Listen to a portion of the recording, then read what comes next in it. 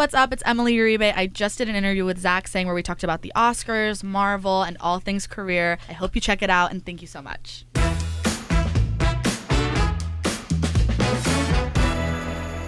Hello, beautiful human. My name is Zach. That is Dan, and we welcome to the studio, Emily Uribe. Hey. Hello, everybody. This is so fun. I'm so excited. I already told Zach, but I'm a huge fan of both of you. Well, I've watched for a long time. It's nice that you say both of us, because I do think Dan unfairly gets cast out of it sometimes. I do think that, too. I think you give some of the best moments in the show, too. Thank you. All I of your appreciate Ariana that. moments in the interviews, great. I love them. Yeah, I think I said a total of one word in those Ariana interviews, but I appreciate that. Yeah, I love them. Thank you. They're great. When they happen, they matter. Yeah, they do. Yeah, that's it matters. Yeah, I usually just sit here in silence and observe, and then I kind of speak up every once in a while. Well, it's working for you. Yeah, clearly. it works. Short and sweet, straight to the point. So, by the way, Emily Uribe is a TikTok superstar, and is it fair to say that you gain virality, you gain fame from essentially pretending in the most bogus ways to be on other people's talk shows? Yeah. Like, you don't even make an attempt to green screen it. No, I do. I used to do it in my kitchen. Oh, I did yeah. it in my bathroom. I did it in my room. I did it in the car. I did podcasts, pretend podcasts in the car. Yeah. like I would just do it. But you're talking to yourself. Yeah, absolutely. I mean, you just come up with a scenario and then you do it. And you've studied many interviews. So many. That's my literature. That's my reading. It's so good. How does this start? Does it start as you just without a camera rolling, pretending to do an interview? Because that is a common thing. One of the greatest compliments I get from people is they'll come up and they'll be like, I've been practicing for my Zach Sang interview. Or they'll be like, I do a Zach Sang interview in my shower every morning. Yeah. I don't think it's that complex. It's one or two takes and then I'm out. No, but before you started rolling, filming what I'm these thinking things, about, or the script kind of. Yeah, but before you said, hey, I'm gonna pretend to do this interview and then post it to TikTok. Yeah. Were you just pretending to do interviews on your own without just? Yeah, anywhere. It's fun. It's like a form of therapy, I guess, because you're talking to yourself, but everyone talks to themselves. So you just pretend you're talking to somebody while talking to yourself. Interesting. It's so fun. But by the way, this has been a debate in this studio as of recent. Talking to yourself, is it normal to talk out loud to yourself? Oh, I do it all the time. I miss masks because I would do it in my mask, out in a store. I'd do it anywhere. What? Yeah. No, you wouldn't look in the grocery store and look at the cans and be like, oh, mental note, I need to get this. No. Never do that. No, people call me crazy for that. I'm like, I walk around all day just talking to myself, having I do conversations. Too. I'll go anywhere and talk to myself. Yeah, quietly, but not oh my God, loud, but But do you ever get loud with yourself? No, I don't think. You never get passionate. You never have a passionate conversation with yourself. Yeah, I do actually. Yeah. Any Marvel thing that I go see anywhere, I'm after debating with myself what I didn't like and liked. You love Marvel. I am a huge Marvel fan. You tried to break the ice in the room by being like, so do you watch any Marvel shows? Did anyone watch Miss Marvel the other night? Yeah. No, okay, fun. Yeah, I'm gonna go shut the fuck up now. Gotta. I grew up reading the comic books with my dad. Oh, that's and cool. I grown a love for it, and I grew up watching Iron Man. At 8 years old, I think many kids remember Iron Man. Huh. So yeah, I'm a huge Marvel fan. Where does your attraction to talk shows and interviews come from? Have you thought about that? Because you've watched them since you were a kid. Yeah. Well, I would stay up for Fallon, David Letterman if I could, any old episodes. I think also my fascination grew from the YouTube clips, not from the shows themselves later on. I loved watching Jimmy Fallon's clips or any games he would do, or Wired autocorrect interviews. Those were more fascinating to me than the actual talk shows, as a whole. Totally. Yeah. Which, by the way, is still very relevant today, right? More people are watching clips of things on the internet. Yeah. The success of Carpool Karaoke, all of those little games on the internet with talk show hosts do so well. But I would love to see the ratings for the actual whole episode. Not great. Yeah, I'm sure they're not great. I just find it so fascinating because I've never seen somebody that does what you do, or at all do what you do, but then even find fame and success from it. TikTok is a crazy platform. True. I think with TikTok, you can go viral for anything. There's niches for every single thing. And once you find your niche, you kind of try to stick with it.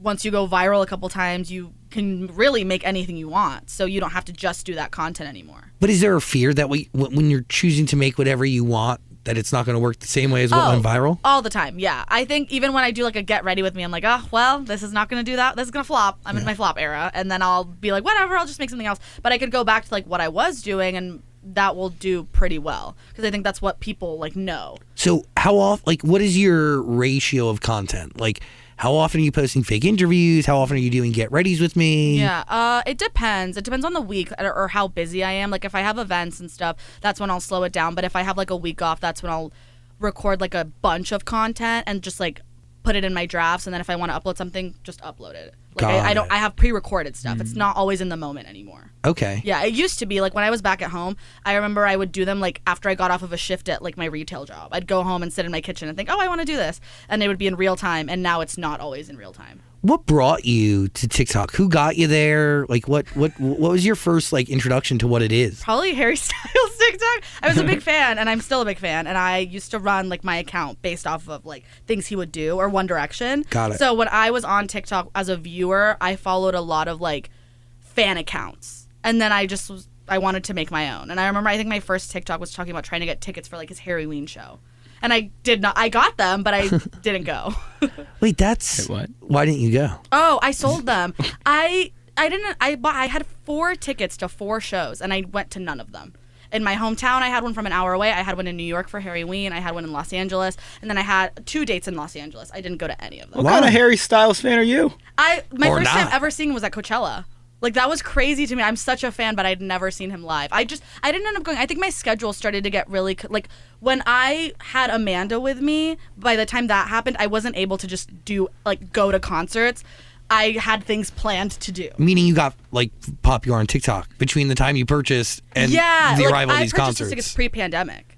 Like, his tour was announced pre-pandemic, so I was able to have them. And then when it came time to be, I didn't get to go. So what was your first realization that, like, you were doing something right and people knew you from pretending to do interviews with people? Probably the Eternals premiere, another Marvel. Marvel was the thing that I think really helped me, like, and Disney helped me get to like where I am now. So when I went to the Eternals premiere, I remember I was just so in shock, or it was so much fun, and it made me realize, oh wow, this is really cool. I could definitely try and make like some type of career out of this, or stay in my niche and grow with it. But I think that was the first time that I felt like super like wow. Why did they invite you? I was invited. My friend Cameron, who works, I believe, for Lucasfilm, he texted me and he was like, hey, could you give me your email? I have a special surprise for, like, a magical surprise. And that's what they always say with Disney, is like they want to like keep the magic. Yeah. And then I got an email like 2 hours later from a Disney rep, and they were like, hey, we'd love to invite you.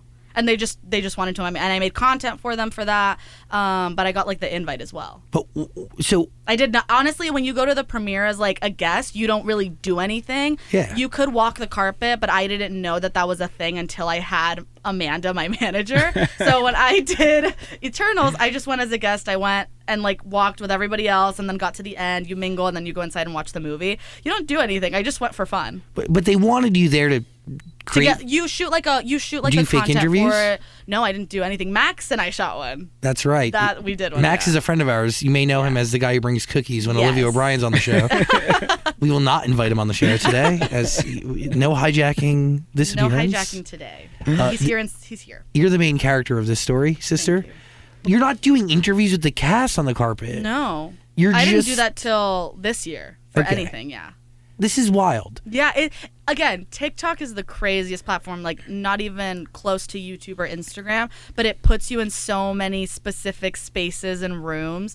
It's like, it's the best platform, I think, to grow yourself and grow a career now. Yeah, it's true. But do you think the time is over? Like, do you think the time has come and gone for somebody to get on TikTok and become a star relatively quickly like you did? No, I think a lot of people go viral all the time. I think it just depends on, what times of year for posting. Summertime is the best. Fall and spring suck because everyone's in school. So it just depends on how you post. But you can grow really, really quickly no matter what I think year it is. I feel like pre-pandemic and going into the pandemic, obviously you had more of a leeway because everyone was at home, everyone was bored, and everyone was downloading TikTok. Now everyone's back to work. Some things are back to normal. It's still a pandemic, but it's not as, like, the time wasn't as low. How were you picking what shows you were going to do? Like, how were you picking which interviews you wanted to parody or emulate or whatever? I never had, like, choices. I just would think, oh, this would be great for Stephen Colbert. This would be great for Jimmy Fallon. Jimmy Kimmel does Marvel cast interviews, so this is where I'd place my Marvel interviews. It depended on, what people I've known to go on the show. How did you cast our show? Because you do 2 fake interviews on the Zach Sang show. One of them did pretty well. Thank you. What happened to the other one? I don't know. I was wondering what happened there. I was wondering why there was such a, steady decline in that one. Oh. Wow. There was attrition there. It was rough. But I do wonder, like, how'd you cast us? How'd you pick us? Some people asked for it. Like in comment sections, they'd be like, could you do that for this show? Could you do it for this show? Could you do a Wired? I remember someone said, oh, would you ever do Zach Sang? And I was like, yeah. And then I did it. So sometimes they were comments where people would be like, would you do this? And I was like, yeah, okay. And then I would do it and just hope for the best. But I never really, it just depended on the actors that I knew went on what shows. Got it. But everyone has been on, like Ariana's been on this. So that's like how I was like, oh my God, Ariana Grande did this. I want to do it. Got it. Yeah. What was your goal before you started this? Like, do you want to be an actor? Do you want to be a producer? Yeah, I want to just work in the industry as a writer, actor, producer. I really admire like the women who have come before me and are now doing that. Like I really admire Selena Gomez because she's a executive producer on Only Murders and she acts in it. So, which Emmy noms just came out for that. So yeah, she got snubbed, didn't she? I know, producer nom, but no, the category was stacked, I will say. But I really wanted her to get an acting nom because she carries that show with Martin and Steve. The other two got the nomination. They did, and they talked about it. They said it's a bit disappointing that she didn't get it because she balances us out. But maybe season 2 will be her season to get that for sure. I'm just still wrapping my mind around what you've made a career on. Like, you make money by parodying interviews, correct? Yeah, brand deals, everything comes through. It's really cool. Like, we rich? No, not rich. But, like... We're not rolling in dough, but I'm definitely able to, like, live here now. Like, I fund most of my life now. I'm able... Like, my parents don't have to help me. That's great. Yeah, so it's been... Or, like, if I can, I send money back home. I'm able to now have a life where I don't have to depend on my parents or a retail job. Like, before this, I was working 2 retail jobs and I went to school. Wow. I'm doing online school now, but I don't have to work retail. Why is completing school important to you? It's more of a parent thing, and I'm a child of immigrants, so for my parents, getting a degree is everything. If I don't have a degree, they think I won't have a career. Do they think you have a career today? They have a hard time wrapping their head around it. I feel like I've had to explain to them, like I'm explaining it to a child, like this is what I do to get here, to get here. Like I remember even for the Oscars, they were like, what are you doing? Like, how did you get there? And I'm like, I just used TikTok. I was able to make videos and somehow they did really well. Can we, like, tear apart what the Oscars was? Oh, God, yeah. It was a crazy experience. It wasn't what I expected, but it was also, like, a true, like, dream come true. Because I remember I told Amanda, I need to do an award show. I really want to. That was my main goal. And I got to do, like, the biggest one. But by do an award show, what do you mean? I'm definitely not at the level to present anything, but I wanted to somehow attend a major award show, whether that be the Emmys, that be the Oscars, that be the SAG Awards. I just told her I want to do this, and she worked it out for me, and like we really made magic. But also, there's so many politics that go into it, and so many things that went wrong, so many things that maybe went right. But I definitely had I think a crazier experience than like my male counterparts. So explain it to me. Why? And also, what went right and what went wrong? What went right? I mean, outfit slayed. Like, I have to say, I loved my outfit. Everything went really well with that. The lead up to the Oscars was not my favorite.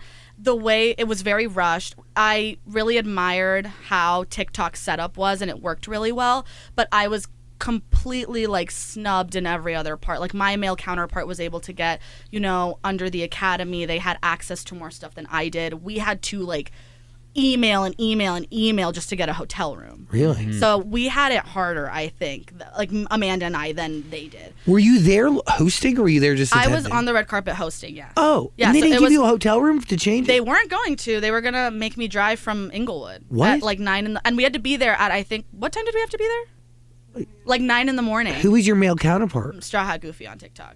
Oh, no, that is... If he was sitting right there and slapped me in the face, I'd still have no idea who that guy is. He's super cool. No, he did an amazing job. I just think, like, behind the scenes aspects, I definitely didn't have the same look he did. Did you ask him about that? No, it's something that I don't enjoy talking about because I think his experience was very different, and his experience is his experience. Mm-hmm. It's not mine. They don't hook you up with a dressing room. That's flaw number one. Yeah. Where else did they mess up? I wasn't able... The day before was wild because I had to get COVID tested and something went wrong where my test came back inconclusive. So when it came back inconclusive, I obviously had to take another one, and I had taken tests days before that where it came back negative. I knew I didn't have it. Like I was in a bubble. I was not allowed to just go anywhere or see anybody. I was on lockdown before the Oscars. And then I remember the day of, they got me another one. Downstairs in the Dolby, like where they had it, you were able to get COVID tested if you were under the Academy. I was not. And they told us, just go down there and get COVID tested. You'll be able to. I was not able to do that. But the other guy was? Everybody was, yeah. Except for you? Yeah. How many correspondents? I believe he still had to get like the TikTok COVID testing, but if he wanted to, he had the access to go. How many correspondents did TikTok have? It was just him and I. Yeah. It was just us, but we did the whole carpet. Like we were live for about like 2 hours. Were you separate parts of the carpet or together? No, we were together. And then we would alternate spots. So he would go like more near the celebrity than I would, and then I would switch to be on the other side, and then he would switch on the other side. Like I think we did that like 3 or 4 times. Interesting. Yeah, it was really cool. It was an awesome experience because it taught me a lot, and it's something I can add to my resume, which is really cool. But I definitely think I didn't have the best luck with it. But I mean, universe put me there, right place, right time. Did you interview who you wanted to interview? Oh, absolutely. I had the time of my life. Timothée Chalamet, Andrew Garfield, the cast of Encanto, which is huge because like a lot of Latinos were at the Oscars, so that was really cool. Pretty much most people stepped up to us and like worked with us. And did you ask the questions that you desired to ask? I did. I love film, but I tried to lean more into like funner questions. Like I asked about astrology, or I asked them about just like things that weren't pertaining to the film the whole time. Yeah. And then I let Straw Hat do more of the film questions because I feel like he knew a lot more than I did in that. So I was able to I learned a lot from him, which is really cool. Did they give you like prep? Did they have producers? Yeah, we had a briefing. Our crew was amazing. It was, first of all, Latino crew all the way. It was so cool to have people that like looked like me behind the camera.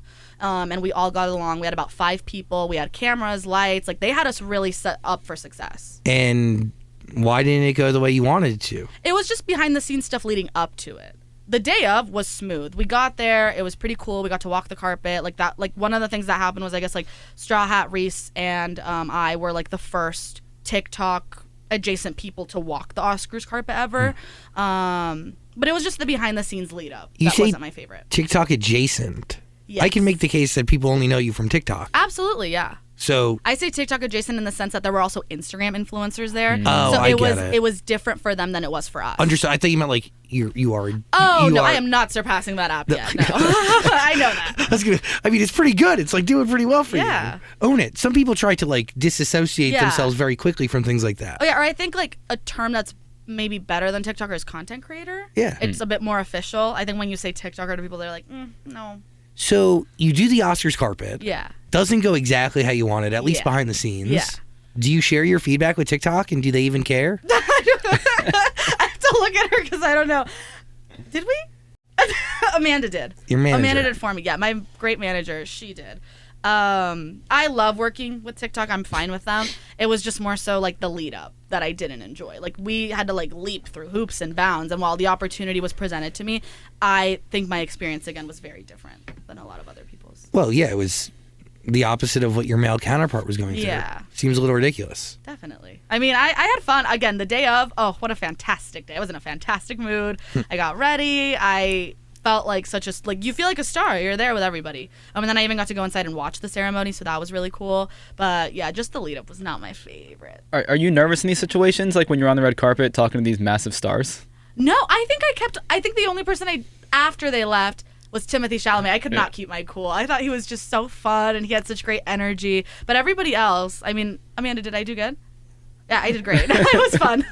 What'd you ask Timothée? He asked us about Los Angeles, I remember, and he asked us like if we went to school here, and I just said, "Oh, okay, like cool." But I the one thing I did was I told him he had something in his teeth, which was really cool. I like put my mic down. I was like, "You have something in your teeth? Could you just check, please?" And then he took it out and he's like, "Oh, thank you." And I was like, "Yeah," because how are you gonna let someone like that walk away with a seed? That'd be so bad. Someone like that, I wouldn't let a stranger walk around with something in their teeth. Oh my gosh, especially at the Oscars. And I hope he didn't. I don't know if in photographs you can see it, but it was like we were at the end of the carpet. So that's the best position. It was, because everyone is like trying to get inside, and like the TikTok, like we had wranglers that would grab everybody and be like, "Oh no, you guys aren't going anywhere." Not like the two positions on the carpet that you want to be. You either want to be number one or at the very end. Oh yeah, everywhere in between that. is shit. Yeah, because everyone's like hopping from place to place. Like they're asked the same questions. It's also, you want to ask them things that they haven't been asked or do things with them that they haven't done. So that was fun to balance out with Straw Hat. Wild. So after that, you start doing more red carpets, yeah? Not like correspondent work, but just attending more events, which is really cool. But yeah, I just went to The Gray Man last night for Netflix, which was really cool. You see so many premieres. How have you become the person that gets sent to these things? Why? Have you asked yourself why? I'm not the only one, but I think everyone in the group that has is just, we're all very privileged, and I think it's a very cool experience that not everyone gets to have. I just hope that like through premiere that it's always a wonderful experience and the teams are all very nice, and I haven't had a bad experience with a single one. Got it. Yeah. So what do we want to do? Like, what's next? Like, what do we like?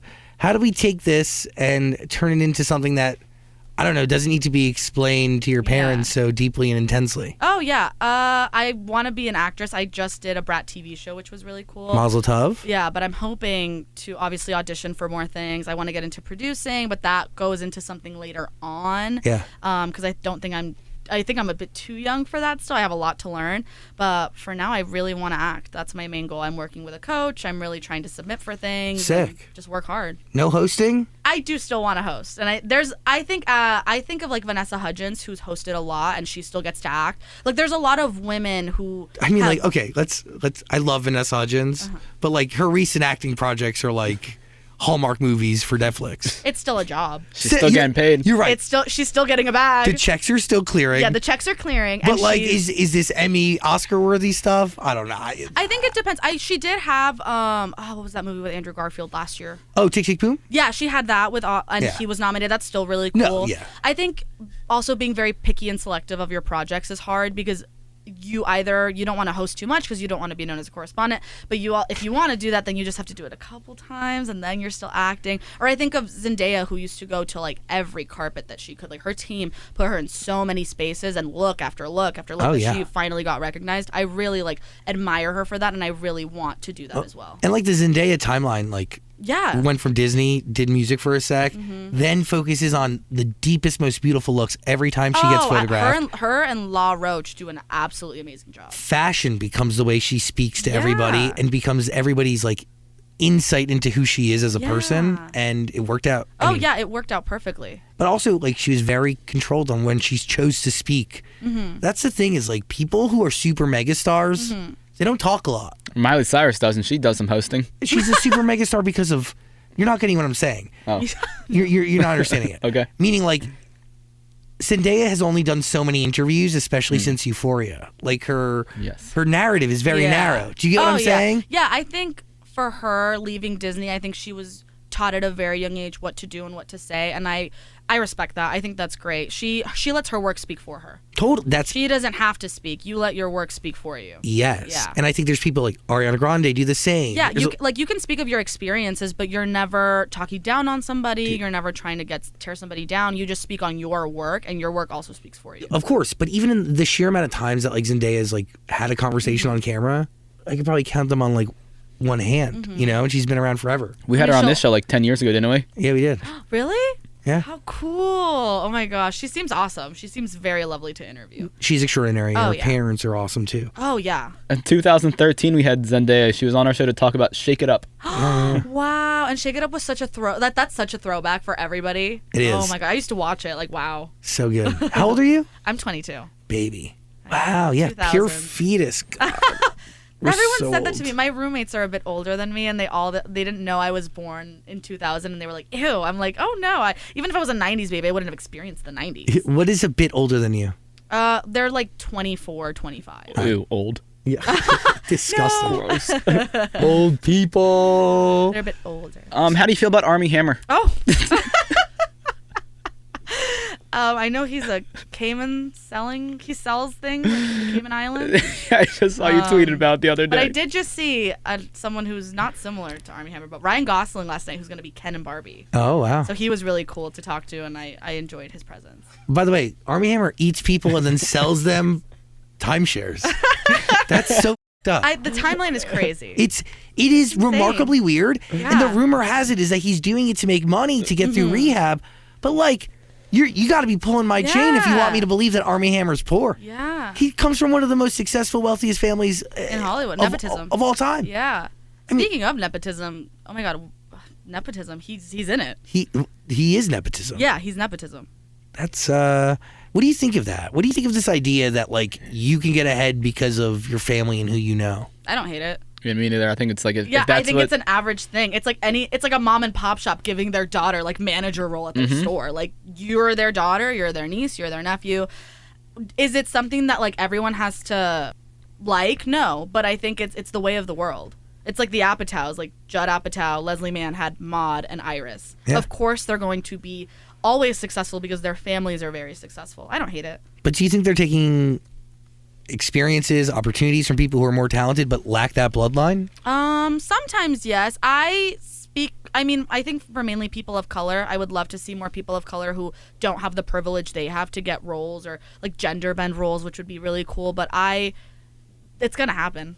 It's nothing that I or anybody else can stop. We can audition, we could submit, we could try our best. But in the end, if the casting directors want someone who's already well known, they're gonna go for nepotism, and that's fine. I honestly don't have a problem with it. I just find it hard to believe that he needs to be selling timeshares. Timeshares in the Cayman Islands. That's insane to me. Life's hard for everybody, bro. But like, you got billions of dollars in the bank. Well, don't eat people then. Guess you're right. Allegedly. That's what happens when you allegedly eat people. Gosh, you're from I was gonna say you're from New Jersey, but you're from Salinas, California. I am from Salinas, California. Yes, 4 hours away from here, which is not bad. No, not bad. Is your whole family back there? Yeah, I have a brother and then my parents. And they're all back there. They all work. My brother he's in high school now. We're 7 years apart. So he's, I think, 14, 15, and I'm 22. So he's like, his experience is just starting and mine's already over. But yeah, I'm homesick for sure, and I want to go back home soon. When did you officially move here? Like, it was like right after Coachella. It was super abrupt. Yeah, like after Coachella, I remember Amanda was like, you need a game plan because there's things that you have to do over here, and you can't just keep driving or flying back and forth. So then I just was like, okay, and I've been, just here like for 5-6 months. What's the hardest part about this whole thing in TikTok fame? There's nothing hard about TikTok fame because I don't even consider it fame. It's TikTok. To me, once I'm on the cover of a magazine, then maybe I'm going to say, oh my God, like that's fame. But no, there's nothing hard about it. I think what's hard about it is explaining it to people, like explaining it to my parents or family members. Like I remember I went to Cannes and when I went back home from that, I explained it to my aunt. They were just very like, but like, what do you do? And I was like, so I did this. And they're like, no, but what do you do? Like, how did you get there? Like, it's always the same question. Like, so who flew you to France? Warner Brothers and Amphar. I went to the Elvis premiere in Cannes at the film festival, and then I did the Amphar red carpet with Chris Olsen, which was lovely. You hosted it? Yeah, we hosted it. Just like it was kind of like the Oscars live. Got it. Yeah. What was the premiere? The Elvis premiere with Austin Butler. Oh, yes. Very cool. Yeah, so it was cool. We got to see it for the first time in Cannes. And the carpet was very lovely. For TikTok? Not an opportunity through TikTok, but more so just Warner Brothers and Amphar. Oh. So this was separate from like the TikTok brand. Where did it air? What do you mean? Where could I watch your interviews? Oh, it was a TikTok Live. They used TikTok Live as their like way to do it, but Understood. they didn't do it in Join. Got it. Yeah. Fascinating. Mm-hmm. All the money being thrown at TikTokers right now is extraordinary. It's the new YouTuber Instagram. I think a lot of people still very much respect only Instagram and YouTube, but TikTok has like really proven that you don't have to have those platforms. But what people do is they funnel those followers into another platform if they can. Are you doing that? Not really. I don't have a YouTube. I don't really have plans to do one. It's not been something. I think TikTok is already such a big responsibility. I don't want to like overextend myself. Where I feel as with YouTube, I'd feel more burnt out. I'd feel burnt out faster. I think with TikTok, I'm allowed to like regroup and recalibrate and think, oh, this is what I want to do now. I can change it. With YouTube, I think it's a bit harder. But is it hard to see it as a real job because it is so short form and not scattered, but like... Mm-hmm. I mean, I definitely don't take it seriously as a job, and that's something that I have to work on. I think of it as just fun and silly time, but it's not fun and silly because there's things that I'm actually getting employed to do or I'm asked to do, and I have to remember that it is a job. Dealing with people coming up to you in public? Sometimes, yes. It's always a great experience. It's just very fascinating because you see this happen to like mega stars or maybe it's just weird. It's always so crazy. When you're at these red carpets, do you feel like you belong there or do you kind of feel out of place ever? Oh, no, imposter syndrome always. Yeah. It's very, I think once I do maybe something like a film or another TV show where I can really feel comfortable, I sometimes think like, oh, but like I'm not one of them, so I shouldn't be there. But then in the end, it's like, but I was asked to go. I was invited, even if it's just to do a video. You were invited to go and attend, and you just do it. How often are we doing fake interviews? Like once or twice a week. Healthy. Yeah, healthy. It used to be more for sure. Like again, in real time, but now it's not as in real time. Well, keep it up. Are you getting sick of it at all? Do you ever think about stopping those? I think doing other content is a bit more frustrating. I enjoy the fake interviews because it's like I just get to ramble and improv. I don't have to have a script. Once they're scripted, that's when I get a little bit annoyed because I think, these are just mainly like improv. Like when I tell companies, this is improv. If I have a script, I can do it, but I mainly do improv, and they're like, no, we need a script. So it just depends on what type of video it is. But, TikTok, I think, is the machine that I like the most to keep it rolling. TikTok until you get to play Polaris in a Marvel movie. How did you know that? That's my favorite X-Men character. I love her. I have her Funko Pop. It would be an absolute dream to play her, but also there's so many other people that go into these auditions who they already have in mind. Like I think of Haley Steinfeld, Kate Bishop. She went in, they already knew they wanted her. They just wanted to meet to make sure like, oh yeah, you want to do this, right? You know that for sure?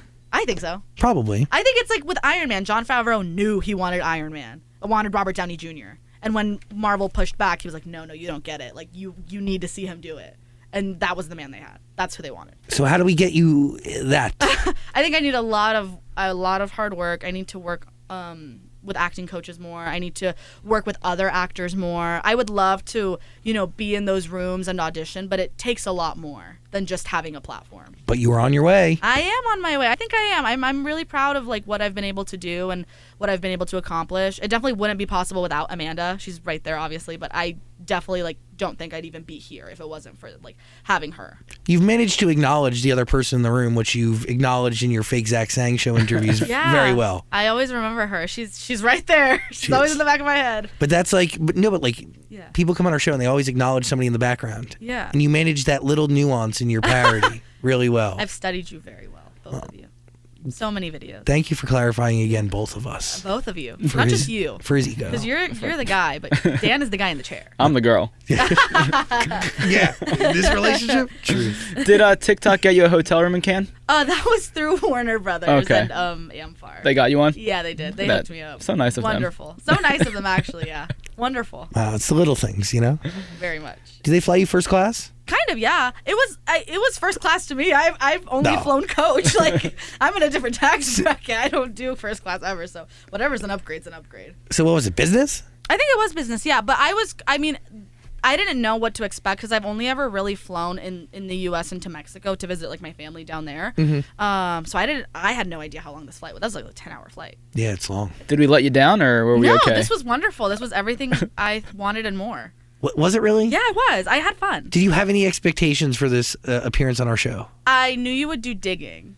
And you guys did dig. You didn't dig as much as I thought you would. But you did digging. Where'd you want us to dig?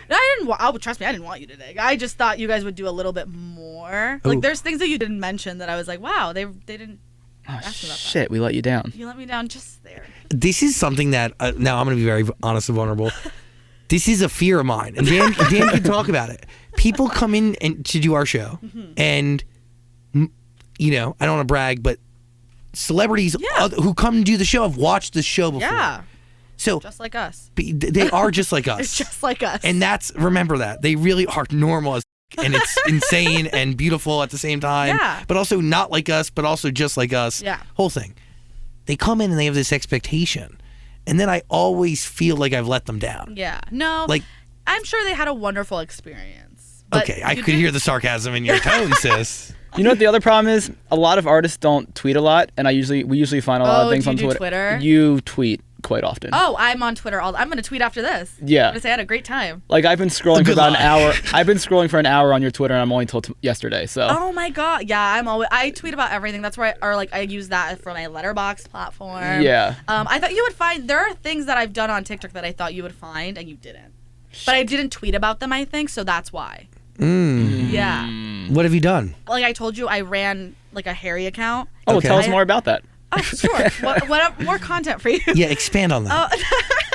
I used to run this account called Miss Ticketmaster. Miss Ticketmaster? Yeah, that was her name. That was her name? That was her name. And what was her personality? She was just me. It was just Harry Styles content.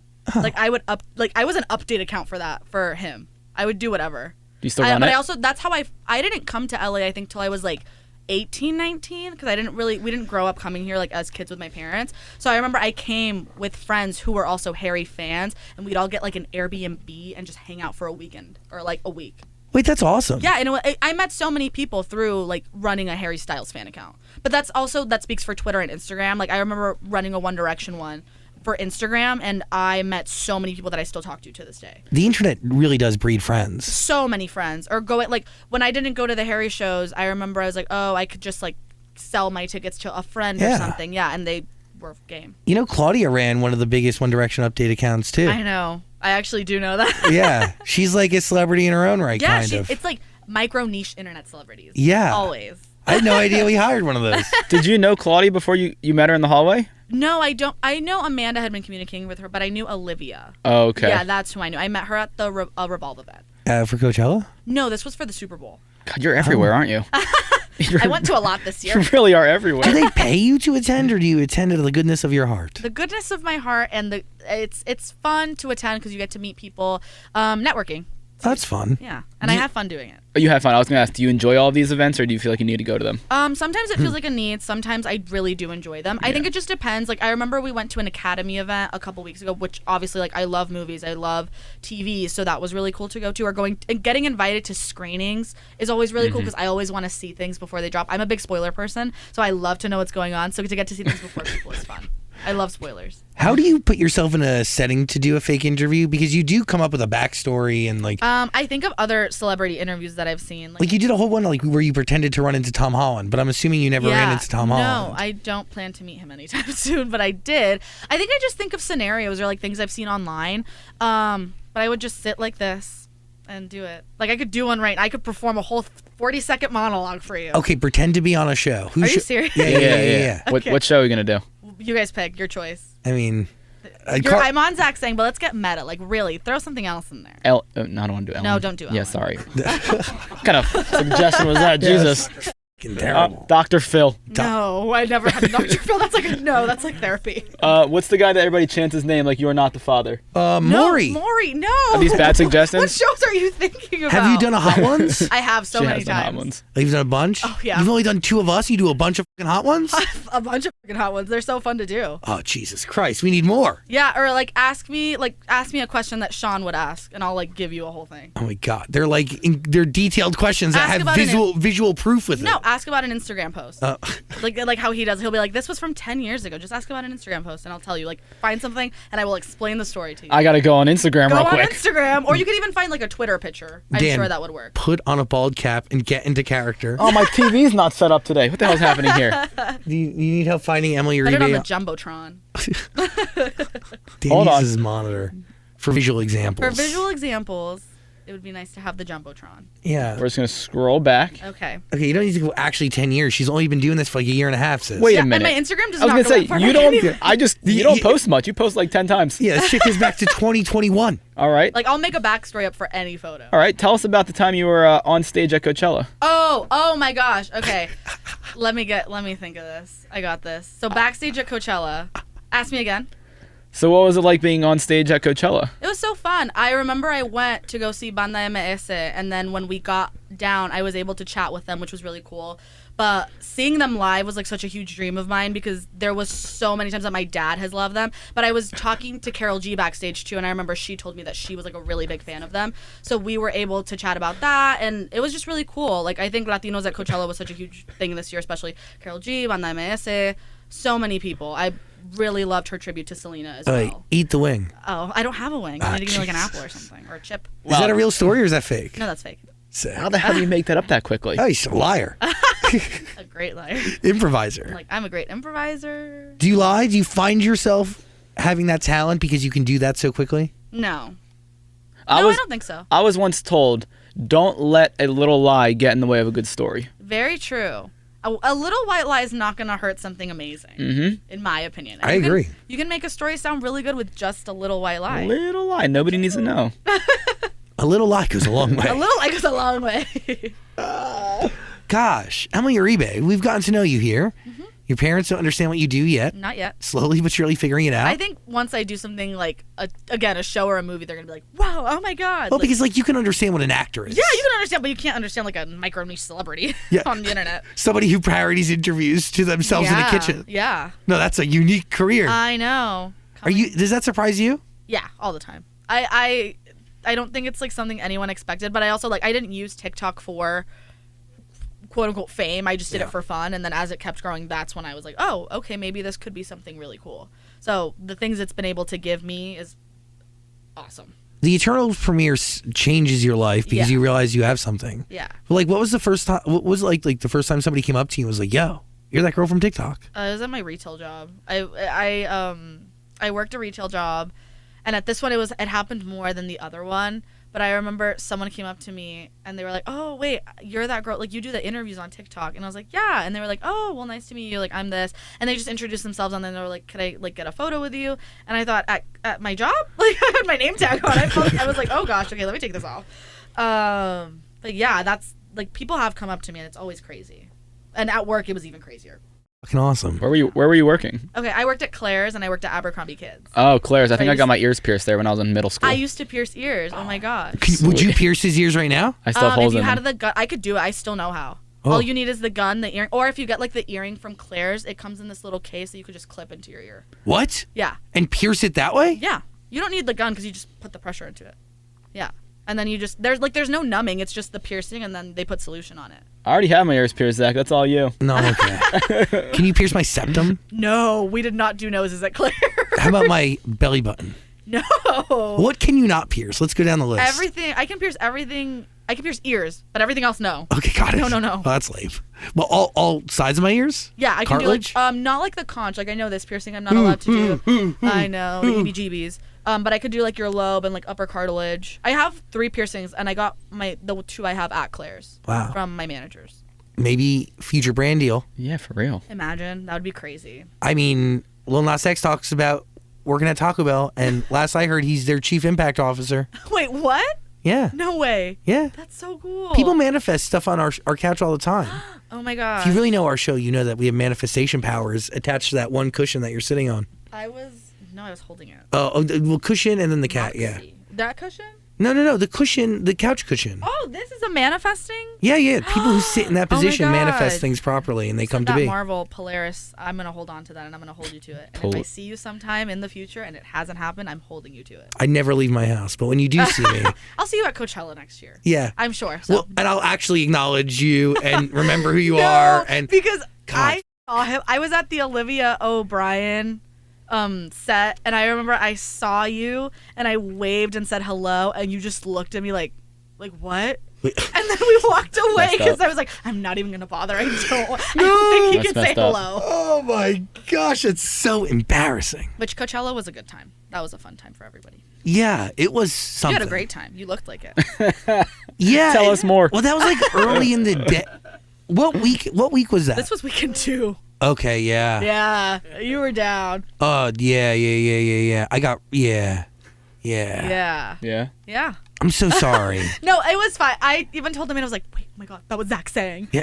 And she was like, no way. And then she turned around and we tried to go back. And then I was like, no, he's literally not going to say anything. No, I'm fine. I love meeting, first of all, I don't know if I would know who you were at that moment. I would have just been happy with oh, hello, thank you, goodbye. I give those all the time, yeah. dude. You're Zach saying. I'm cool. You let her down at Coachella, and we let her down today. I know. I had to do my own digging and bring it up to all of you. Wow. Wait. God. Next time, because I'm sure there will be a next time. Oh, yeah. We will discuss, and you just have to dig deeper and deeper and deeper. Oh, you know what's honestly our ex One Direction Fanny, Claudia does the diggest of deep.